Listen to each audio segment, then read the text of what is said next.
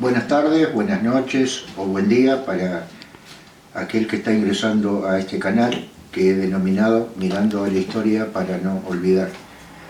Y en este caso, hoy los invito a que me sigan, pues les propongo como temas analizar o recordar la historia y el origen del barrio de Carmen de Patagones, el barrio más antiguo, el primer barrio que hubo después de la construcción del fuerte, que es el barrio El Bañado.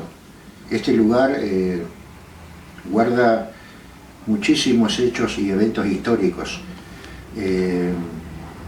por haber sido, vuelvo a repetir, el primer barrio que tuvo Carmen de Patagones. En este programa vamos a tocar y describir su ubicación geográfica, vamos a hacer mención a las actividades primigenias que tuvo este lugar y cómo se fue poblando, cómo se desarrolló. Vamos a analizar un poco también cuáles eran las dificultades geográficas que presentaba, los zanjeos y nivelación que se tuvo que realizar para que el mismo pudiera llegar a cómo está hoy. Ha sufrido grandes cambios.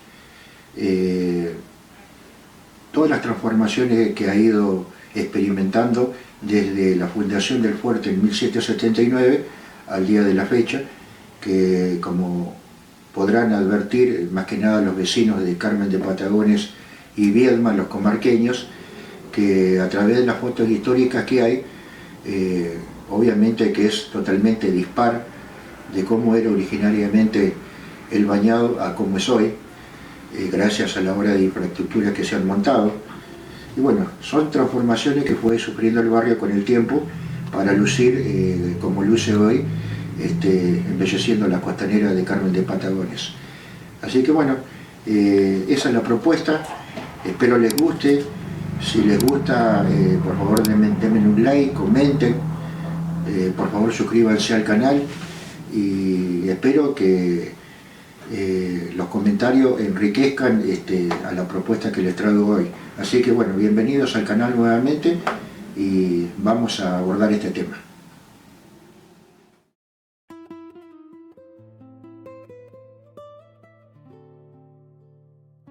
Al abordar este tema desde el punto de vista histórico, en la primera década de la fundación, debe decirse que todo su terreno geográfico se extendía al sudoeste del fuerte, entre las faldas del Cerro de la Caballada y la ribera del Río Negro, en la hoy ciudad de Carmen de Patagones.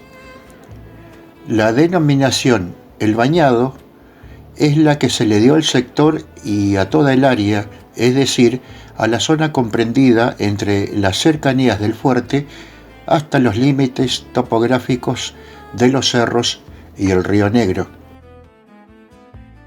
Una primera referencia histórica sobre este lugar es lo que documenta Raúl Entraigas en su obra El fuerte del Río Negro, el cual menciona que para junio de 1781 se comenzaba a cavar una gran zanja en la zona del Bañado, por orden de Francisco de Viedma, para que sirviera de desagüe para las inundaciones.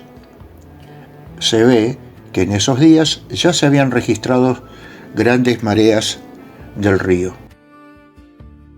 Desde el origen mismo del emplazamiento del fuerte, tenía canales naturales que atravesaban el lugar y es considerado como el primer barrio que tuvo Patagones.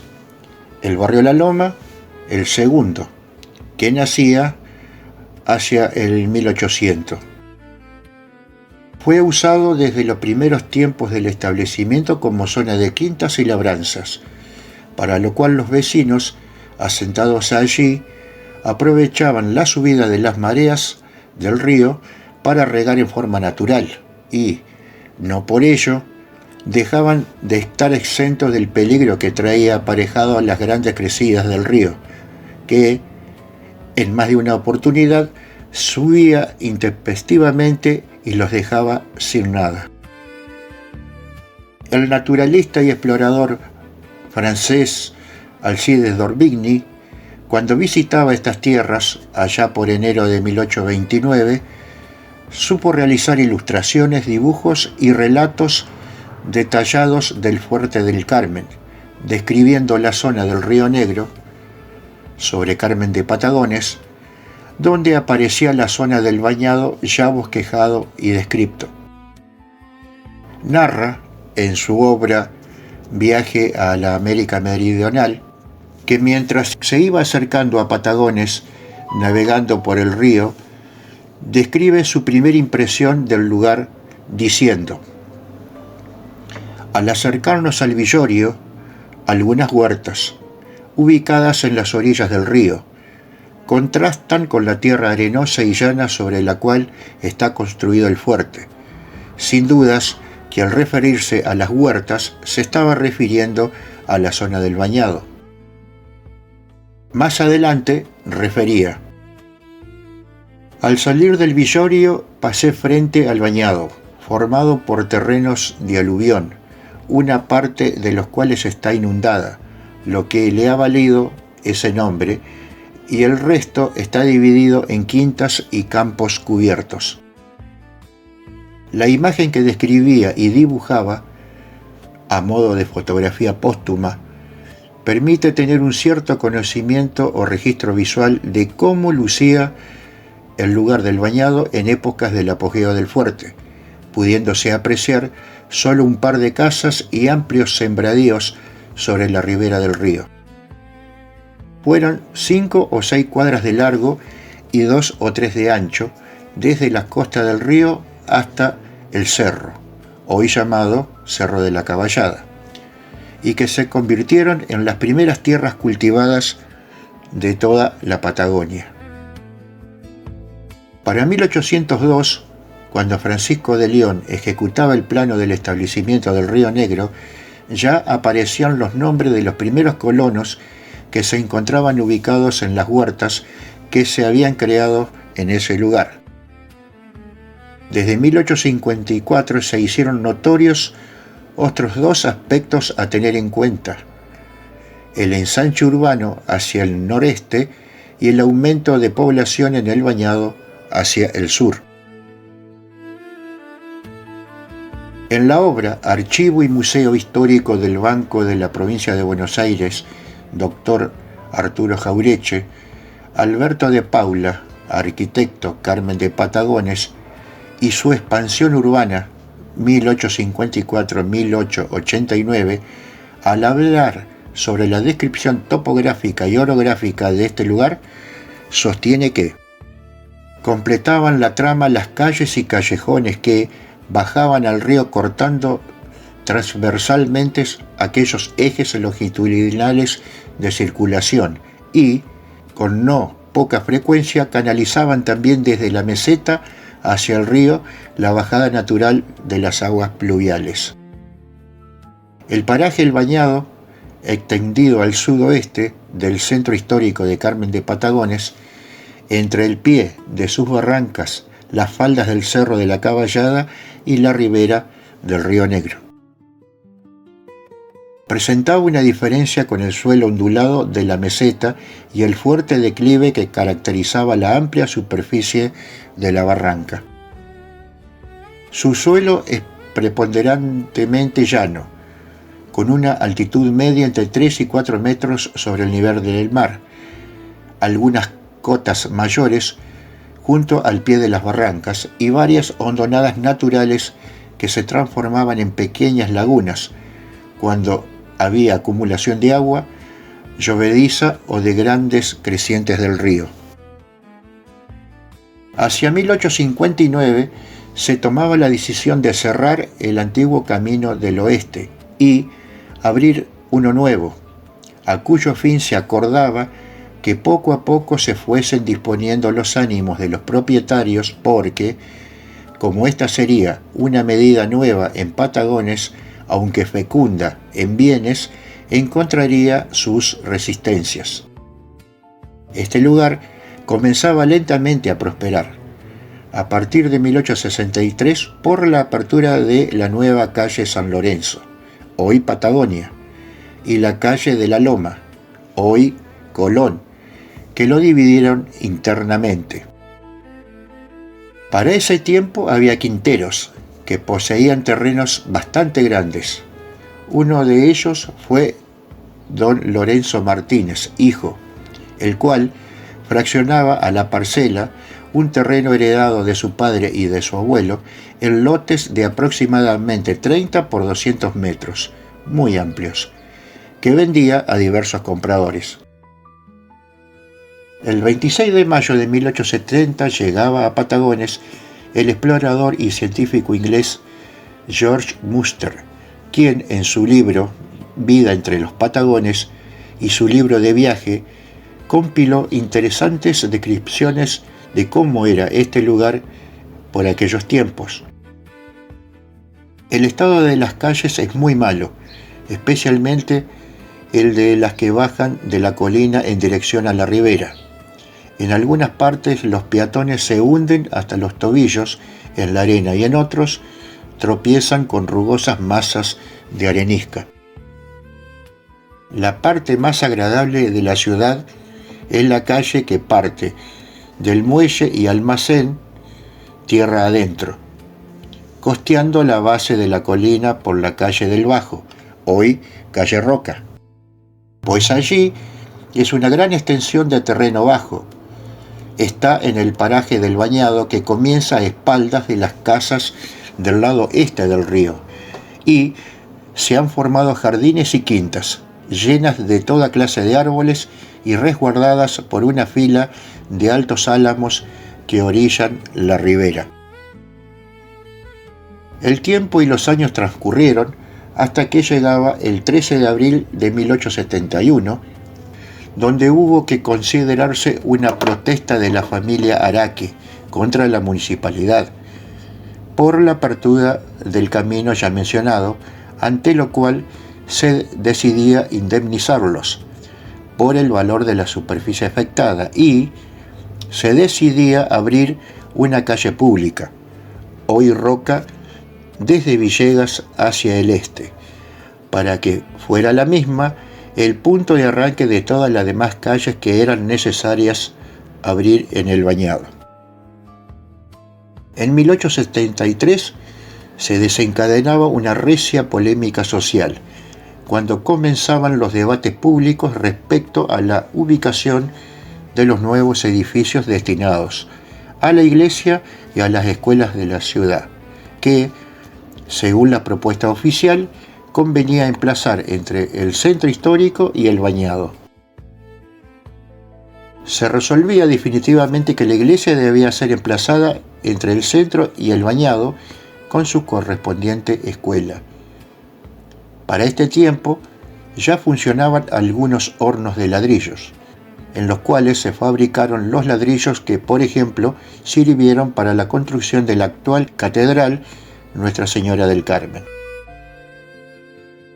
Hacia fines de 1888, el nuevo agrimensor municipal, Graciano Ferrero, lograba completar el plano catastral de toda la ciudad, donde se podía apreciar un área urbana de casi 150 hectáreas, excluido el Bañado, con su efectiva ocupación. Es importante detallar varios sucesos que hacen a la historia, ya no solo de Patagones, sino del Bañado mismo, citando como fuente mucha información que suministra, por ejemplo, la página de Facebook Comarca Patagones Viedma, un viaje al pasado, administrado por el señor Carlos Rubio, la información del señor Jorge Omar Lima, Bitácora Histórica, y documentación del Museo Emanosi y su personal, a quienes agradezco la información que aportan. Los hechos más significativos son, por ejemplo, lo que sucedía el 28 de febrero de 1889, donde el periódico El Pueblo publicaba en relación a los casos de fiebre de tifus que afectaba a ambas ciudades, la noticia de varias personas afectadas y se indicaba al Bañado como la principal causa del desarrollo de la epidemia. Asimismo, daba cuenta que en el Colegio San José había varios enfermos. Alrededor de 1890, con la llegada de inmigrantes, el barrio se potenciaba, debido a que estos comenzaban a trabajar la tierra, previa compra de las mismas, para la siembra de frutales, legumbres, forrajes, como avena y alfalfa principalmente, e incluso con intentos de viñedos también en la zona de Laguna Grande. Llegaba en 1899 la gran inundación por la crecida del Río Negro, que destruía toda la vida que tenía este lugar, este barrio, el cual quedaba completamente anegado. Una fotografía tomada por Abel el 21 de julio de ese año ilustra claramente cómo afectaba el agua a esta zona, y es elocuente ver las casitas dispersas que había en aquel entonces rodeada de sembradíos. Este siniestro natural originaba en Viedma el consecuente traslado a la margen norte del río, es decir, hacia Carmen de Patagones, y el bañado se constituía como ubicación del sector de cultivos y las primeras huertas en este sector bajo.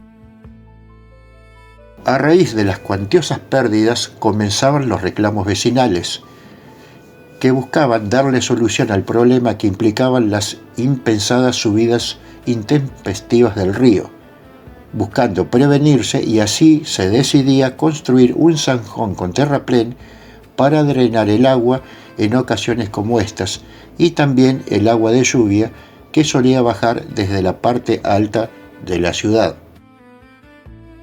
Este canal corría por lo que hoy es la calle Bertorello hasta la calle Marcelino Crespo. De allí desembocaba en el río y poseía aproximadamente 2 metros de profundidad. Originalmente estuvo entubado, pero una gran tormenta terminaba por destruirlo. Se volvía a reinstalarlo en una segunda etapa, sin entubamiento, calzado con ladrillos y munido de compuertas, que permitían el paso del agua hacia el río, y tapado en un sector con un puente para facilitar el tránsito. Sobre esta intersección de Bertorello y Marcelino Crespo existe una foto de la época que ilustra claramente cómo era el lugar para el paso del tránsito, y que muestra a un vehículo saltando, literal, debido al desnivel del terreno que había en aquel momento. El 7 de enero de 1901 se inauguraba el canal de riego que, por iniciativa de Florentino Costas, se había construido en calle Colón para regar las quintas de su propiedad y la de don Benito Pita. El acto se llevaba a cabo en lo que hoy son las calles Colón y Patagonias. Posteriormente venía una tercera etapa, cuyos trabajos hoy casi no se ven, excepto el puentecito que sobrevive en la esquina de Marcelino Crespo y Patagonia. Subterráneamente por allí pasa el canal. Los canales que existían eran muy apreciados por los vecinos del lugar, principalmente por los quinteros, porque se servían de ellos para regar. El 22 de marzo de 1909 se iniciaban las tareas de reparación del terraplén de defensa que existía en el bañado y que estaba destruido en varios puntos. La Intendencia encomendaba la obra a un experimentado caminero y la vigilancia a los vecinos. Se indicaba, además, que terminada esa obra se rellenaría el zanjón de defensa ubicado sobre calle Bernardino Rivadavia, y luego se construiría un muro a la altura de la calle Estados Unidos de Calabria que conducía a la factoría de la Escuadrilla del Río Negro. En 1910 finalmente se inauguraba el Canal Colón, que era abierto y se situaba a unos 80 o 100 metros de la calle del mismo nombre. Un acontecimiento que era festejado a todo dar, a lo grande, con un gran asado popular y la actuación de la banda de música. El diario La Nueva Era lo sintetizó con este título: un asado suculento. La idea de este gran festejo había salido de los vecinos Costas y Pita respectivamente.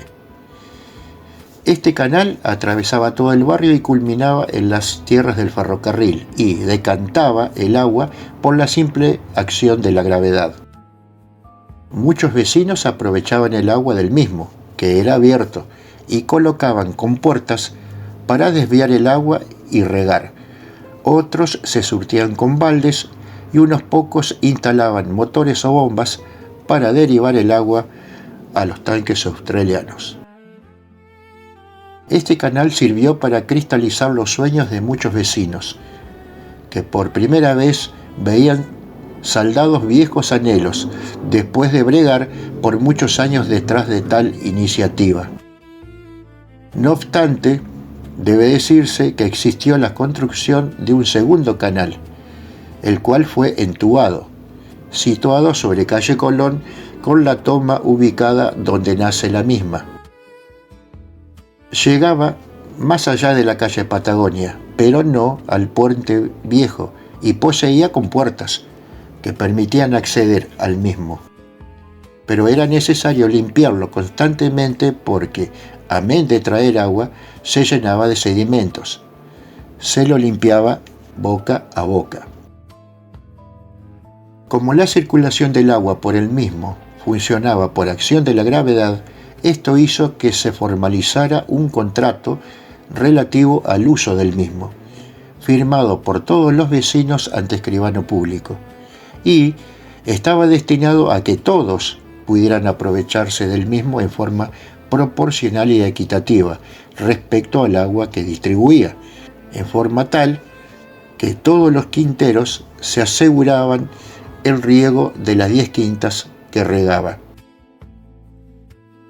La importancia y la necesidad de contar con riego siempre fue de vital importancia para la vida agrícola del lugar, tanto que los conflictos ligados a este tema nunca faltaron y tuvieron ribetes trágicos, como lo fue un enfrentamiento y discusión familiar que aconteció en este barrio. Dos hermanos que asiduamente discutían por el agua que utilizaba uno y otro para el riego, lo llevó a que cierto día se enfrentaran ferozmente por este asunto, llegando ambos a las agresiones violentas de hecho. Ante esta situación, la hija de uno de ellos, de tan solo 17 años, asustada por lo que estaba sucediendo, intentaba mediar entre su padre y su tío para poner fin a tal violencia. En ese mismo instante, un hijo de estos hermanos en disputa y primo del adolescente tomaba una escopeta de doble caño y disparaba contra su tío. El resultado fue la muerte instantánea de la jovencita, al haberse encontrado en ese momento trágico entre la línea de fuego del tirador y la humanidad de su padre. Asustado y horrorizado por esto, el muchacho huía hasta que finalmente se entregaba, pero en la unidad policial de la vecina Viedma. El 14 de diciembre de 1915, una fuerte lluvia producía destrozos, 112 milímetros en 4 horas, en Carmen de Patagones, que cortaban varias calles que conducían al río, abriendo cauces de hasta 3 metros de ancho, hundimiento de un techo y caída de una pared.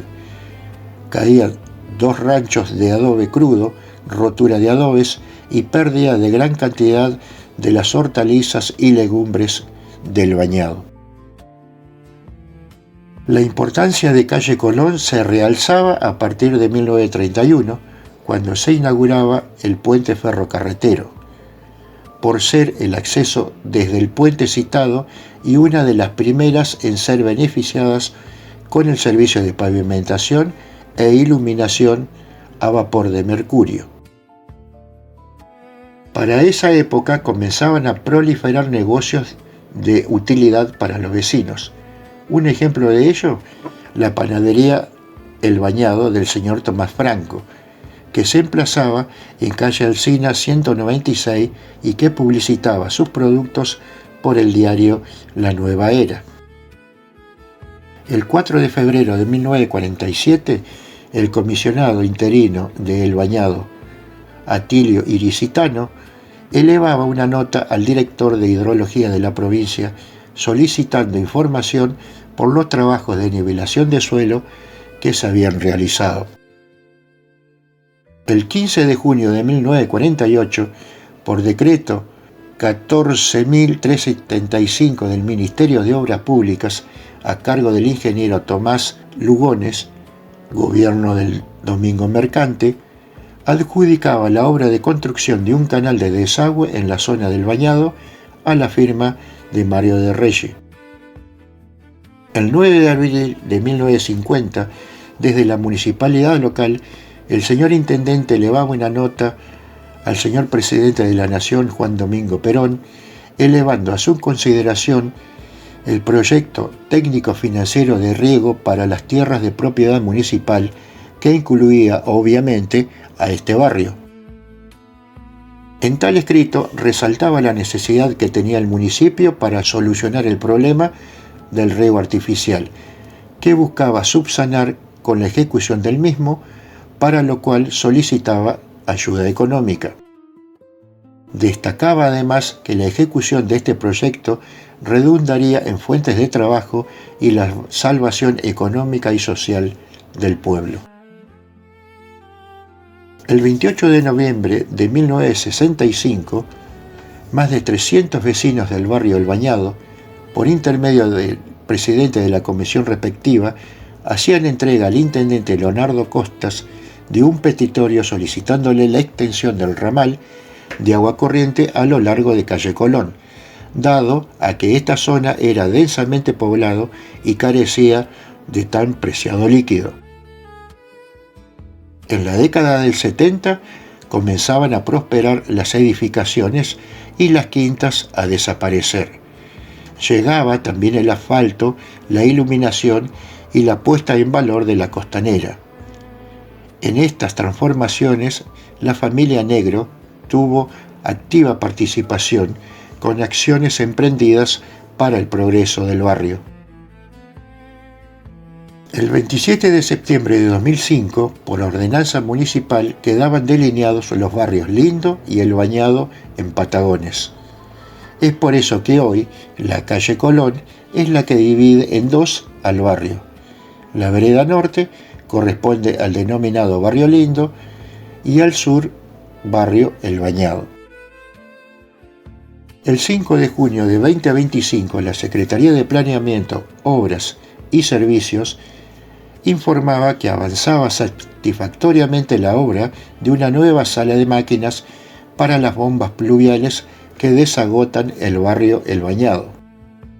En este local se colocaría un generador y un tablero nuevo, automatizado, que garantizaría el funcionamiento de las bombas, incluso con cortes de energía. Asimismo, daba a conocer que se estaba reparando la segunda bomba pluvial, lo que también generaría mayor seguridad y tranquilidad a los vecinos. Los trabajos implicaban una inversión de 24 millones que realizaba con fondos del municipio en cumplimiento al compromiso asumido con los vecinos del sector por parte del intendente Ricardo Marino. Otros aspectos históricos de color y complementarios del barrio. Néstor Subeldía, en su libro Artemides Satis, Adiós, hay que darle lo mejor, narra en la página 53 lo siguiente.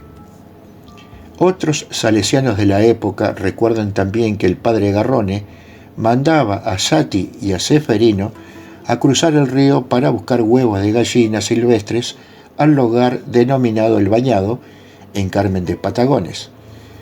Estos hechos narrados se habrían registrado hacia 1903-1904, que fue el periodo de tiempo en que Seferino Namuncurá estuvo en la hoy ciudad de Viedma. En este barrio se solían celebrar las fiestas de Carnaval y las fiestas de San Juan, en honor al nacimiento de Juan Bautista cada 24 de junio, que servían para que la mayoría de los vecinos se unieran para limpiarlo. Acostumbraban a juntar, por ejemplo, el ramerío, que eran apilados en lugares baldíos o descampados, y jugaban para ver qué grupo de quinteros con su quema hacía el fogón más grande. Guillermo Mau, que se radicaba en Patagones en la década de 1930, fue uno de los tantos vecinos ilustres y destacados que tuvo este barrio, pero de él, de su obra y de su vida hablaré en otro contenido aparte. Para finalizar, debe decirse que, a pesar de todos los trabajos de infraestructura y de suelo que se han realizado a lo largo de la historia sobre este sector de Carmen de Patagones, el fuerte temporal de lluvia y viento que azotó a la comarca la noche del 31 de marzo de 2026 permite deducir que aún persisten los problemas con el agua, pues esa noche se registraron anegamientos severos con el ingreso de agua en algunos hogares, que obligó a evacuar a vecinos en los puntos más vulnerables de la planta urbana, incluyendo el Bañado. Hasta aquí la propuesta de hoy. Espero que el tema les guste. Si tienen algo que comentar, por favor, les voy a agradecer que lo hagan para enriquecer este trabajo. Por favor, les pido un like, eso me ayuda mucho y me motivaría para seguir entregando nuevos temas para consideración. Les pido que lo compartan y que se suscriban al canal. Desde ya, muchas gracias y los espero en el próximo programa.